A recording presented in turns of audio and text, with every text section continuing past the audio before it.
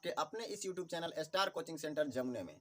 आज हम इस वीडियो के माध्यम से आपको बताएंगे जैक बोर्ड के द्वारा प्रकाशित किए गए टर्म 2 के लिए मॉडल सेट नंबर 2 का सेक्शन नंबर बी, यानी टर्म 2 के लिए जो मॉडल सेट बनाया गया है जैक बोर्ड के द्वारा, उसमें जो सेट नंबर 1 था उसको हम पहले के वीडियो में कवर कर चुके हैं। अब हम इस वीडियो में आपको बताएंगे सेट नंबर 2 का जो सेक्शन नंबर बी है उसके प्रश्न को। सेक्शन नंबर ए का जो प्रश्न है वो हम पिछले वीडियो में अपलोड कर चुके हैं, उसका जो लिंक है इस वीडियो के डिस्क्रिप्शन में आपको मिल जाएगा, उसके माध्यम से आप उस वीडियो को भी देख सकते हैं। यानी सेक्शन बी के तहत जो 8वां नंबर प्रश्न है, आज हम इस 8वें नंबर प्रश्न के आगे के प्रश्न को हल करें और हम एक ही वीडियो में आपको सेक्शन बी का प्रत्येक सवाल को बता देंगे। तो चलिए हम लोग देखते हैं सवाल नंबर 8 को, यानी सेक्शन बी का सवाल नंबर 8 कि सवाल नंबर 8 में हमसे क्या पूछता है और हमें क्या ज्ञात करने के लिए कहता है।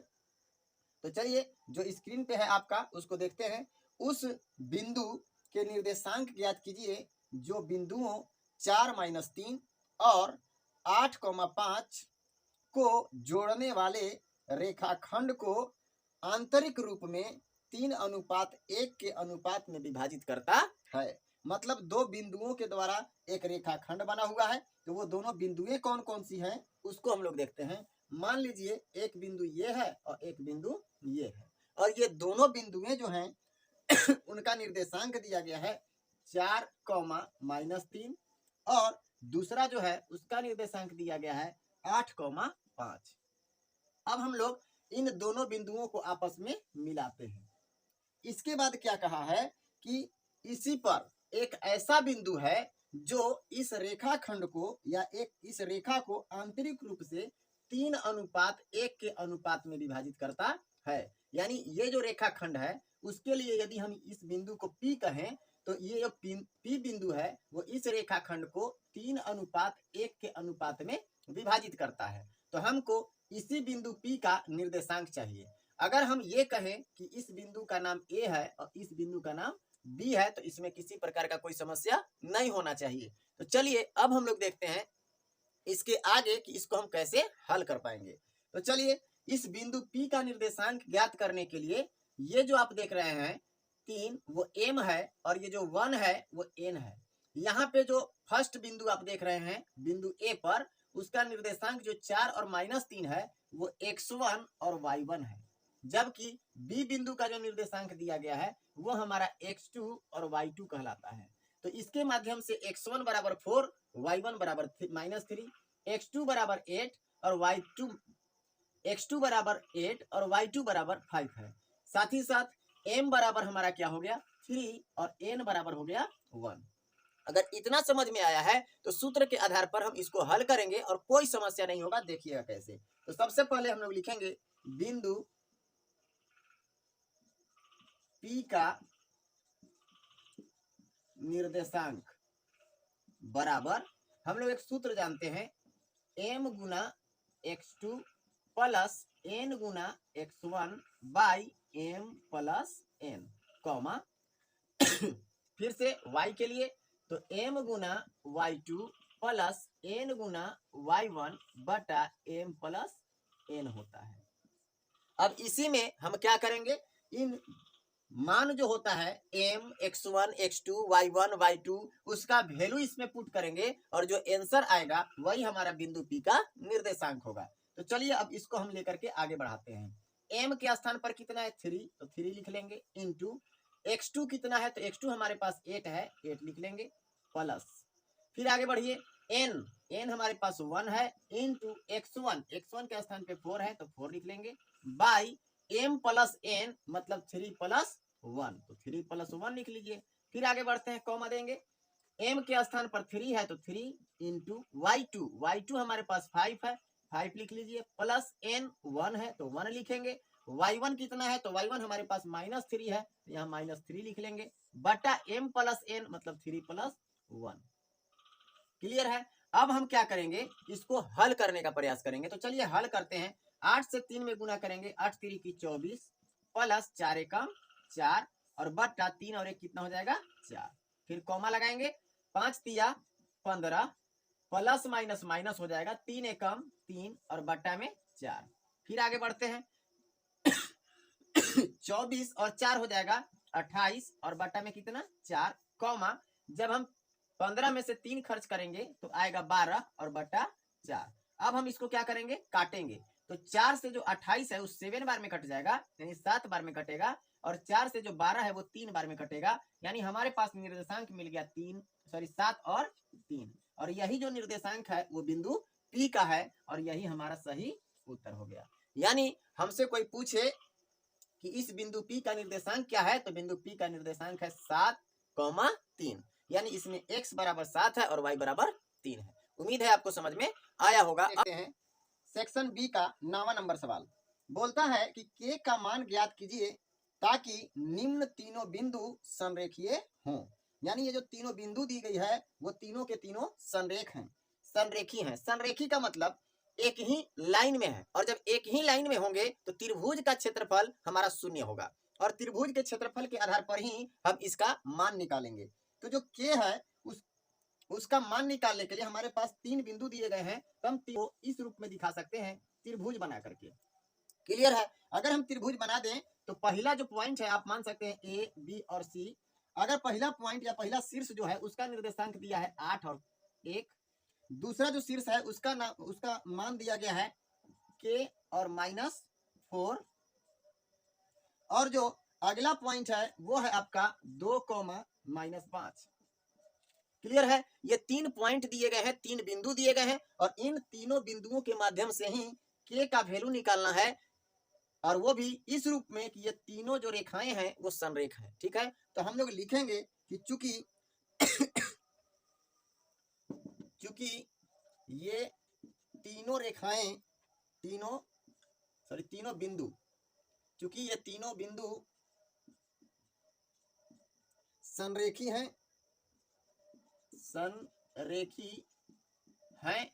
इसीलिए त्रिभुज ए बी सी का क्षेत्रफल बराबर हो जाएगा 0। इतना क्लियर है? अगर इतना समझ में आया हो तो इसके आगे बढ़ते हैं और त्रिभुज ए बी सी का क्षेत्रफल निकालते हैं। जब हम त्रिभुज ए बी सी का क्षेत्रफल निकालेंगे तो इसका सूत्र क्या होता है पहले हम उसको बताते हैं। याद रखिएगा ये 3 पॉइंट हैं, तो तीनों पॉइंट के लिए अलग अलग पॉइंट का नाम होता है। इसका नाम होता है x1 y1, यहाँ होता है x2 y2, और यहाँ होता है x3 y3। अगर हम सामने लिख करके आपको बताएं तो ज्यादा समझ में आएगा, लेकिन आप एग्जाम देते समय इसको मत लिखिएगा। क्या नहीं लिखना है? x1 y1 जो हम आपको समझने के लिए लिख रहे हैं वो मत लिखिएगा। हम ये समझाना चाह रहे हैं कि x1 फर्स्ट वाला और y1 सेकंड वाला है, इसमें x2 और y2 है। मतलब x2 बराबर आपका कितना हो गया k है, और y2 बराबर -4 है। उसी तरह से यहाँ पे क्या है x3 और y3 है। बस ये हम सिर्फ समझाने के लिए लिख रहे हैं। आप जब परीक्षा में बनाइएगा तो ये x1 y1 वगैरह मत लिखिएगा, यहाँ आपको लिखना होगा तो लिख सकते हैं ऊपर में कि जो दिया हुआ है वो।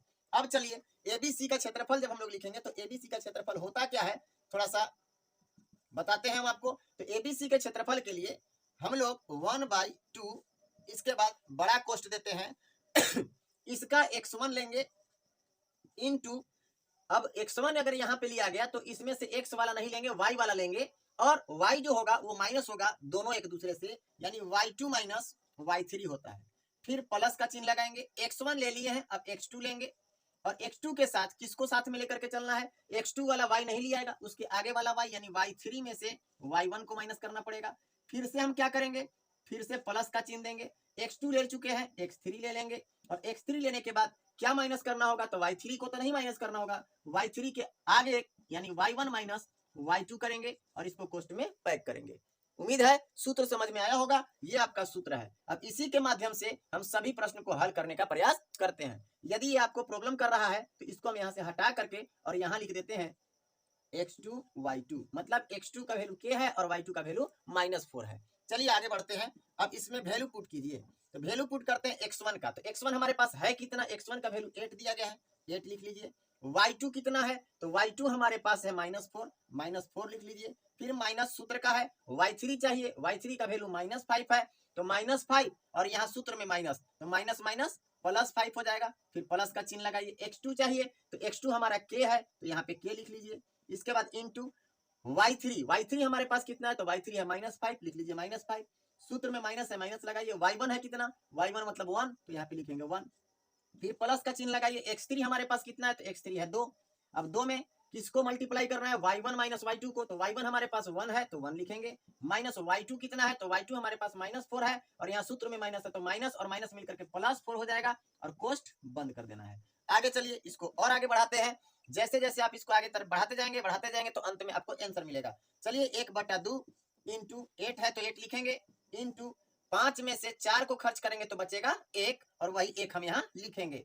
आगे चलते हैं, प्लस के इंटू, यहाँ जो आप 5 और 1 देख रहे हैं तो 5 और 1 6 होगा, लेकिन वो माइनस में 6 होगा। फिर आगे बढ़ते हैं, 2 गुने 4 और 1 कितना हो जाएगा, 5। अब हम इसको बंद कर लेते हैं। फिर आगे चलिए 1/2 इंटू 8 से 1 में गुना करेंगे 8 हो जाएगा। यहाँ पे आप देखिएगा ये प्लस है और ये माइनस है, तो प्लस माइनस माइनस हो जाएगा। 6 से जब के में गुना करेंगे तो 6k हो जाएगा, प्लस 5 दूनी की 10। इतना क्लियर है। अब आगे बढ़िए, 1/2 इंटू, इसको जोड़िए आप। जब हम लोग इसको जोड़ेंगे तो क्या हो जाएगा, इसको जोड़ेंगे तो 10 और 8 18 हो जाएगा, और माइनस में कितना 6k हो जाएगा। एक बात और, हमारा छूटता जा रहा है क्षेत्रफल बराबर 0, तो यहाँ पे हम बराबर क्या ले सकते हैं, 0 ले सकते हैं। हर बार आप बराबर 0 लीजिए, तभी आप k का वैल्यू निकाल पाएंगे। अब हम लोग क्या करेंगे ये जो 1/2 है, तो 2 जो है इधर भाग में है, जब उधर जाएगा तो गुना में होगा, और 0 के साथ गुना होकर के वो भी 0 हो जाएगा। यानी हमारे पास है कितना, 18 माइनस 6k बराबर 0। हम इसको उधर ले जाकर के दिखा नहीं रहे हैं, डायरेक्ट आप समझिएगा कि 2 से 0 में गुना किया तो 0 हो गया, और फिर 1 से इसके नीचे कुछ नहीं है तो 1 है, तो 1 से गुना करेंगे तो वही बचेगा। क्लियर है। अब आगे चलते हैं, जब हम इसमें से 18 माइनस 6k जो इधर था हम बराबर के उधर ले जाते हैं, या फिर 6k को ही इधर रहने दीजिए, -6k रहने दीजिए, और ये जो 18 इधर प्लस में उधर जाएगा तो -18 हो जाएगा। माइनस और माइनस कैंसिल हो जाएगा, 6 एकम 6 और 6 तिया 18 कट जाएगा। यानी हमारे पास अगर k का वैल्यू कोई पूछे तो k का वैल्यू आ गया 3, और यही हमारा बिल्कुल सही उत्तर है। उम्मीद है आपको जरूर ये सवाल बनाने आ रहा होगा। ध्यान से आप इसको बार बार रिपीट कर करके देखिए, ज्यादा समझ में आएगा, और परीक्षा में आप जब बैठिएगा तो गलत करके कभी नहीं आइएगा। तो चलिए बात हम लोग देखते हैं 10वां नंबर प्रश्न को। तो 10वां नंबर प्रश्न जो आपकी स्क्रीन पे है, आप देखिए और समझिए। एक ठेकेदार बच्चों को खेलने के लिए 1.5 मीटर ऊंचा एक फिसलन पट्टी लगाता है। यानी एक फिसलन पट्टी बनाया जा रहा है जो कितना ऊंचा है, 1.5 मीटर है। मान लीजिए ये जो फिसलन पट्टी है वो 1.5 मीटर ऊंचा है, 1.5 मीटर ऊंचा है ये फिसलन पट्टी। अब कहता है जो भूमि के साथ 30 डिग्री के कोण पर झुका है। मान लीजिए ये हमारा भूमि है, तो भूमि के साथ ये जो फिसलन पट्टी है जो ऊपर से फिसलने के लिए बनाया गया है वो कितना डिग्री का कोण बनाता है, 30 डिग्री का कोण बनाता है। झुका हुआ है। फिसलन पट्टी की लंबाई ज्ञात कीजिए। ये जो फिसलन पट्टी है उसकी लंबाई हमको ज्ञात करना है। तो हम सबसे पहले मानेंगे कि AB एक क्या है, फिसलन पट्टी की ऊंचाई है, और फिसलन पट्टी हमारे पास क्या है, AC है। ठीक है। तो सबसे पहले जब भी हम ये हाइट एंड डिस्टेंस का प्रश्न बनाते हैं तो उसमें गिवन लिखना अनिवार्य होता है। तो चलिए हम लोग गिवन में लिखते हैं गिवन में लिखेंगे क्या दिया गया है, हम लोग मानते हैं, दिया हुआ तो खैर है ही है, लेकिन ABCD वगैरह नहीं दिया हुआ था, इसलिए हम लोग क्या करेंगे, मान लेंगे। और यहाँ पे ध्यान दीजिएगा ये हमेशा 90 डिग्री पर ही खड़ा रहता है। लिखेंगे माना कि फिसलन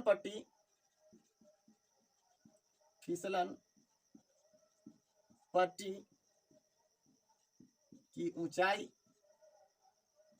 AB बराबर 1.5 मीटर है, 5 मीटर, तथा ऐसे करके लिखिए मीटर, तथा फिसलन पट्टी की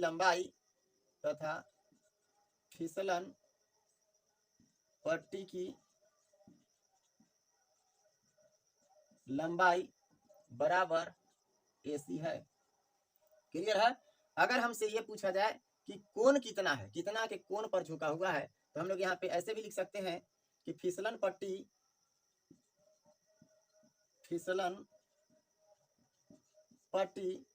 भूमि के साथ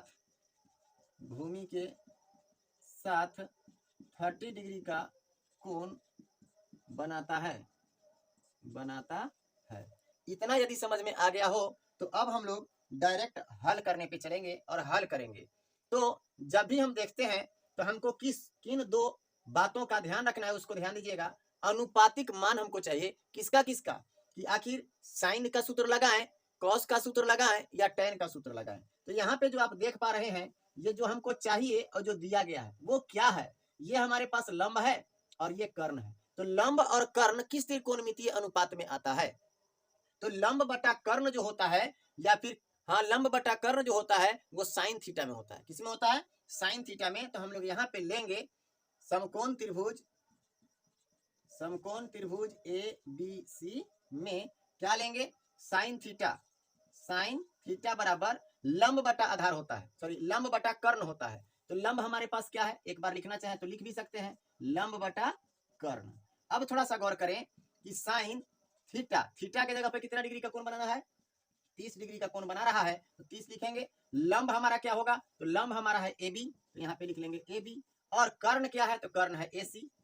ठीक है, अब इसका वैल्यू पुट कीजिए, तो साइन 30 का वैल्यू होता है 1/2 बराबर ए बी हमारे पास कितना है 1.5 बटा एसी कितना है, तो एसी दिया हुआ नहीं है, यही हमको निकालना है।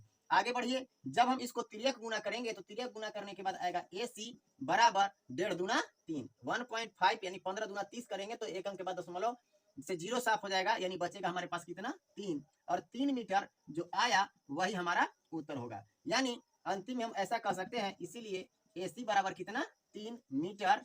और अंत में हम ये लिख सकते हैं कि अतः फिसलन पट्टी की लंबाई क्या था हमारा एसी, तो एसी बराबर कितना आ गया 3 मीटर, और यही उत्तर है। उम्मीद है आपको समझ में आया होगा यह प्रश्न भी बनाने। आगे हम लोग देखेंगे इसके अगले प्रश्न को। चलिए अब हम लोग देखते हैं इसके 11 नंबर प्रश्न को, कि 11 नंबर प्रश्न हमसे क्या पूछता है। यदि साइन 3a बराबर दिया गया है कॉस a माइनस 26 डिग्री हो, जहां 3a एक न्यून कोण है, तो a का मान ज्ञात कीजिए। तो सबसे पहले दिया गया क्या है उसको देखिए। यहाँ पे हमारे पास दिया गया है साइन 3a, क्या दे दिया, साइन 3a बराबर कॉस a माइनस 26 यानी 26 डिग्री, इतना दिया गया है हमारे पास। और हमसे पूछ क्या रहा है, अगर न्यून कोण है तो a का मान ज्ञात कीजिए कि a क्या होगा। ये जो 3a है ना वो न्यून कोण है, न्यून कोण का मतलब थीटा हम बोल सकते हैं। यदि यहाँ पे साइन थीटा है और यहाँ कॉस और इसको थीटा मान लीजिए, तो साइन थीटा बराबर यहाँ कॉस थीटा दिया गया है, लेकिन थीटा का मान अलग अलग है। यदि हम इस साइन को कॉस में बदल दें तो कॉस और कॉस कैंसिल हो जाएगा, तो a का मान निकालने में सहूलियत होगा। चलिए तो हम लोग देखते हैं, इस साइन को कॉस में चेंज करते हैं। तो जब हम साइन को कॉस में चेंज कर लेंगे तो इसका मान नहीं बदलेगा, यानी थीटा के जगह पर 3a ही लिखेंगे। तो यहाँ हम अपना मन से लिख लेंगे कॉस 90 डिग्री माइनस 3a बराबर, इधर क्या होगा cos a minus 26 degree. Clear है, अब दोनों तरफ कॉस कॉस हो गया कि नहीं, तो कॉस और कॉस क्या हो जाएगा कैंसिल। तो बचेगा क्या हमारे पास, बचेगा अब 90 डिग्री माइनस 3a बराबर, यहाँ पे क्या बच जाएगा a माइनस 26 डिग्री। अब ध्यान देंगे कि a वाले को अलग कीजिए और बिना a वाले को अलग। तो माइनस 3a जो है वो माइनस 3a रख लीजिए, a जो बराबर के उस तरफ था, जब बराबर के इस तरफ आएगा तो माइनस में a हो जाएगा, बराबर माइनस 26 डिग्री, और यहाँ जो प्लस में 90 है बराबर के उस तरफ जाएगा तो माइनस में 90 डिग्री हो जाएगा। क्लियर है, अब हम लोग देखेंगे माइनस माइनस प्लस, यानी 3a और 1a मिल करके हो जाएगा माइनस 4a बराबर, जब इन दोनों को जोड़िएगा तो कितना हो जाएगा, माइनस में 6 और 0 6, 9 और 2 11, यानी 116 डिग्री। माइनस को माइनस से काट दीजिए, अब 4 से भी कटेगा, या फिर आप डायरेक्ट a बराबर लिखना चाहते हो तो a बराबर लिख लीजिए 116 बटा 4, इतना डिग्री। अब आप इसको काटना चाहते होंगे तो काट सकते हैं, 4 से कटेगा क्या, 4 दूनी 8, बचेगा 3 और 4 नामा 36 कट जाएगा, 4 दूनी 8 और 4 नामा 36 यानी 29 डिग्री। इसीलिए हम कह सकते हैं कि a बराबर कितना हो गया 29 डिग्री, और यही a का वैल्यू जो हमारा निकला वो बिल्कुल सही उत्तर है। उम्मीद है आपको आवश्यक रूप से समझ में आ रहा होगा। यदि आपको ये वीडियो देख करके ऐसा महसूस हो रहा हो कि हमारे लिए फायदेमंद है, तो और भी दोस्तों के पास इस वीडियो को शेयर करें, लाइक करें, और पहला बार यदि आप इस वीडियो को देख रहे हैं या इस चैनल पर आप इस वीडियो को देख रहे हैं तो उस चैनल को सब्सक्राइब कर लें, ताकि जब भी हम एक नया वीडियो अपलोड करेंगे तो आपके पास सबसे पहले नोटिफिकेशन पहुंचेगा और आपको ये पता चलेगा कि इस चैनल पर एक वीडियो अपलोड हो चुका है। लोग देखते हैं इसके आगे के प्रश्न यानी 14 नंबर प्रश्न को। इसके पहले जो 12 नंबर प्रश्न और 13 नंबर प्रश्न है सेक्शन बी का, वो कंस्ट्रक्शन का सवाल है, और कंस्ट्रक्शन का सवाल बोर्ड पर बताना संभव नहीं है। यदि हम समझाएंगे भी तो आपको समझ में नहीं आएगा, इसलिए हम उसको कॉपी पर ही प्रकार की सहायता से, स्केल की सहायता से, पेंसिल की सहायता से हम उसको अच्छे प्रकार से समझा देंगे। आपको किसी भी प्रकार की समस्या नहीं होगी। लेकिन अभी जब हम बोर्ड पर हैं तो बोर्ड पर 14 नंबर सवाल को आपको क्लियर करवा लेते हैं। इसके बाद हम इसके जो बीच वाला प्रश्न है उसको हम कॉपी के माध्यम से आपको समझा देंगे, कॉपी और पेंसिल के माध्यम से। तो चलिए हम लोग देखते हैं कौन सा 14 नंबर प्रश्न को। अब हम 14 नंबर प्रश्न को देखने वाले हैं, और इसमें कहता है कि एक पासे को एक बार फेंका जाता है। एक पासे को कितना बार फेंका जाता है? एक बार फेंका जाता है। तो निम्नलिखित को प्राप्त करने की प्रायिकता ज्ञात कीजिए। कौन कौन? पहला नंबर में दिया गया है 5 से बड़ी एक संख्या। तो सबसे पहले हम किसी भी प्रायिकता के प्रश्न को बनाते हैं तो हमको कुल परिणामों की संख्या पता होना चाहिए कि कुल परिणाम आखिर क्या क्या आ सकता है और कुल परिणामों की संख्या क्या होगी। तो सबसे पहले हम लोग लिखेंगे कुल परिणाम। थोड़ा गौर करें कि जब एक पासा को ऊपर फेंका गया होगा तो वो क्या क्या अंक दे सकता है, या कौन कौन सी अंक या कौन कौन से संख्या लिखी हुई आ सकती है। तो 1 लिखा हुआ आ सकता है, 2 लिखा हुआ आ सकता है, 3 आ सकता है, 4 आ सकता है, 5 आ सकता है और 6 आ सकता है। यानी ये 6 अंक ही हैं जो पासे पे लिखे हुए होते हैं। तो क्या इन्हीं में से कोई एक आएगा? तो बिल्कुल, जितने अंक लिखे हुए रहेंगे उन्हीं में से तो कोई एक आएगा। तो ये 6 अंक लिखे हुए होते हैं, तो इन्हीं में से एक अंक हमारे सामने होगा। तो इस यही जो कुल परिणाम है वो 1 2 3 4 5 6 है। लेकिन इसी के स्थान पे हम कहें कि कुल परिणामों की संख्या, कुल परिणामों की संख्या क्या होगी? तो कुल परिणामों की संख्या हो जाएगी 6 यानी 6, क्योंकि हमारे पास 6 कुल परिणाम है। अब हम लोग देखते हैं प्रश्न को। ये सभी के लिए काम कर जाएगा। जो प्रश्न पहला है उसके लिए भी ये काम करेगा, कुल परिणामों की संख्या। प्रश्न संख्या दूसरा के लिए भी काम करेगा और तीसरा के लिए भी काम करेगा। तो हम जो अभी बनाने वाले हैं वो बनाने वाले हैं पहला नंबर सवाल को। पहला नंबर सवाल में हमसे बोला है 5 से बड़ी एक संख्या। 5 से बड़ी एक संख्या। अब कहने का अर्थ यह है कि 5 से बड़ी एक संख्या आने की प्रायिकता क्या है? तो 5 से बड़ी हमारे पास कितनी संख्या है? 1, यानी 6 ही तो है केवल। अब हम लोग बात करते हैं यहाँ कुल परिणामों की संख्या, यानी अब हम बनाना शुरू करते हैं प्रायिकता के लिए। लिखेंगे कुल परिणामों की संख्या बराबर कितना हो जाएगा? तो कुल परिणामों की संख्या हमारे पास 6 है।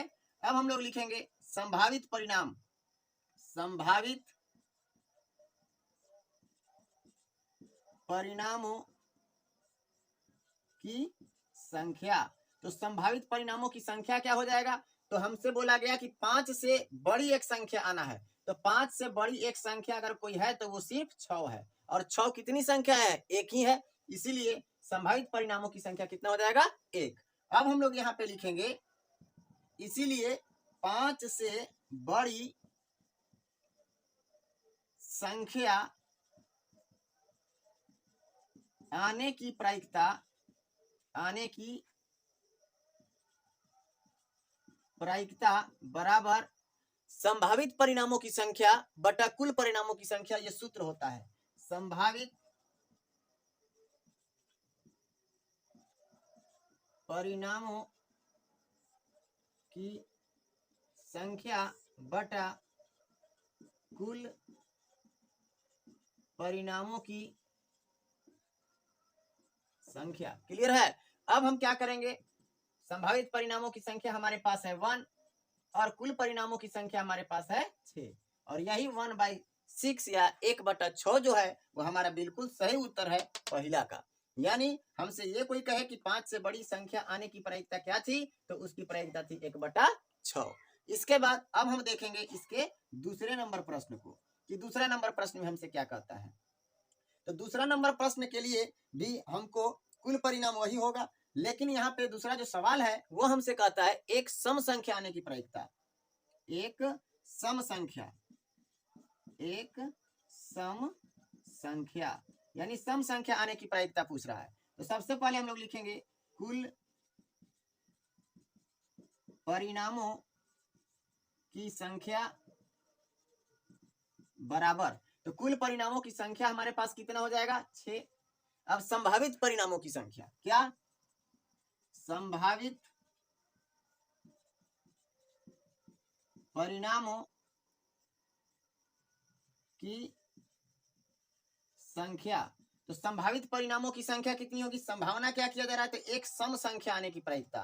तो सम संख्या कौन कौन आ सकता है, या तो 2 आ सकता है, या 4 आ सकता है, या 6 आ सकता है। तो 2 आ सकता है, 4 आ सकता है, या फिर 6 आ सकता है। इसका मतलब कितनी संख्याएं आ सकती हैं, तो 3 संख्या आ सकती है। इसीलिए संभावित परिणामों की संख्या कितनी हो जाएगी, 3 हो जाएगी। अब हमको प्रायिकता निकालना है, तो हम लोग लिखेंगे इसीलिए एक सम संख्या आने की प्रायिकता बराबर संभावित परिणामों की संख्या बटा कुल परिणामों की संख्या। तो संभावित परिणामों की संख्या हमारे पास कितनी है 3, तो 3 बटा कुल परिणामों की संख्या 6। अब इसको हम काट सकते हैं, 3 एकम 3 और 3 दूनी 6, यानी यही जो 1/2 आया वो हमारा सही उत्तर है। अब हम लोग देखेंगे इसके आगे के प्रश्न, यानी तीसरा नंबर प्रश्न जो हमसे इसमें पूछा गया है। तो तीसरा नंबर प्रश्न हमसे क्या कहता है, एक भाज्य संख्या। तो चलिए अब हम इधर बनाते हैं आपके लिए कौन सा सवाल, तीसरा। तो तीसरा नंबर सवाल में हमसे बोला है एक भाज्य संख्या, एक भाज्य संख्या यानी एक भाज्य संख्या आने की प्रायिकता क्या है वो हमसे पूछा है। तो इसके लिए भी कुल परिणामों की संख्या वही होगी, कुल परिणामों की संख्या बराबर 6 और संभावित परिणामों की संख्या, संभावित परिणामों की संख्या यानी संभावना क्या किया जा रहा है, तो संभावना है भाज्य संख्या का, एक न तो भाज्य है और ना ही अभाज्य है, तो इसको तो ऐसे ही हटा देंगे। 2 जो है वो अभाज्य संख्या है, 3 अभाज्य संख्या है, 4 भाज्य संख्या है, 5 अभाज्य संख्या है और 6 भाज्य संख्या है, यानी 4 और 6 जो है वो भाज्य संख्या है। तो 4 और 6 मतलब कितने, 2 ही संख्या ऐसी है जो भाज्य संख्या है, तो इन्हीं 2 में से कोई एक आ सकता है। इसीलिए संभावित परिणामों की संख्या में हमारा क्या होगा 2। अब हम लोग क्या लिख सकते हैं, इसीलिए एक भाज्य संख्या आने की प्रायिकता बराबर क्या होगा, बराबर हमारे पास होगा संभावित परिणामों की संख्या बटा कुल परिणामों की संख्या। तो संभावित परिणामों की संख्या हमारे पास कितनी है 2 और कुल परिणामों की संख्या कितनी है 6। अब हम इसको क्या कर सकते हैं, काट सकते हैं, 2 एकम 2 और 2 तिया 6, और यही जो 1/3 आया वही हमारा तीसरा नंबर प्रश्न का उत्तर है। उम्मीद है आपको समझ में आया होगा। यदि आप इसको उतारना चाहते हैं तो उतार सकते हैं या फिर स्क्रीनशॉट ले सकते हैं। यदि आपको ये वीडियो पसंद आ रहा हो तो आप इस वीडियो को शेयर, लाइक और सब्सक्राइब जरूर करें।